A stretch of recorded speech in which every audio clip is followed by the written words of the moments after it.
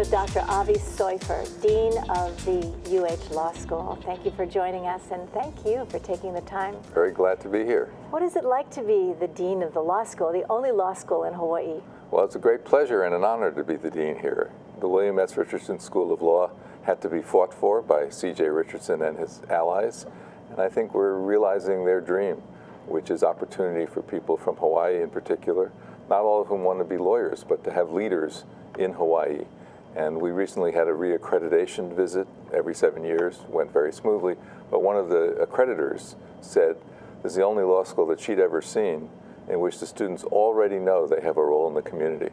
So I think that sets us apart, the ways in which we connect directly and serve the community, which is what CJ and his allies envisioned. Whenever I think of CJ, you know, I get the chills because he was such a dear man. Much like yourself. Well, thank you. Now that is a great compliment. Thank you. And when you bring the self into the law field is also part of what this school is about. That's absolutely right. Context matters, and the law isn't out there somewhere just to be found in books. It's lived, and it's lived every day, and it's not as foreign a language as people think. So we're very pleased to have a high school program, for example, this summer, in which public high school students in 1 week learn enough about the law that they could put on a quite impressive mock trial. They also got to go downtown and see judges and meet with justices and legislators and so on. The law really is made by people. Yes, and we were chatting earlier about how the enrollment has increased. To what do you attribute that? Well, it's a recent bump, and I think it's a recent bump because the rule of law has looked to be very important. And in many ways, Hawaii has reason to be proud because of our role, that is our judges, our federal judges, and our Attorney General, in calling attention to some of the basics of the separation of powers and of rights when the executive, in my view and in the view of many, went much too far. Some are calling it the Trump bump, but we shall see. But also lawyers were the ones with the first executive order. They were at the airports, and they were at the airports very quickly. So they're also being called first responders. And here in Hawaii, you know, we're so community driven. This school in particular is focused on that. That's right.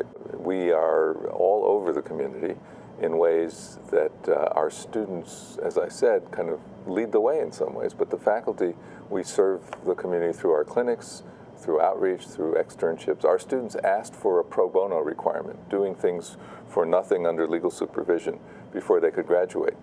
More than 20 years ago. And the faculty said, sure. So here are students asking for another graduation requirement. That really is unusual, if not unique. So I gather you're very proud of the school. I understand that. At graduation, when you look at the faces of your graduates, what is a feeling that you have?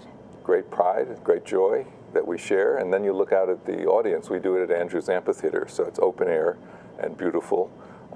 By the time we're through, it's starting to be dusk, and our students are covered with lei. But we're also the only law school that has a hula as part of graduation, for example, which is a tribute to the parents and the significant others who helped our students get through it. Law school isn't as onerous as people think it is, but it still takes a lot of work to get through. So we really have exceptional students. When they come to us, we try not to ruin their devotion, their commitment to the community and to public interest. And I don't think we do. A lot of law schools kind of beat it out of them, but we encourage it. Well, and I think your spirit certainly speaks as a leader of the law school and a member of the faculty. One parting thought that you want to share?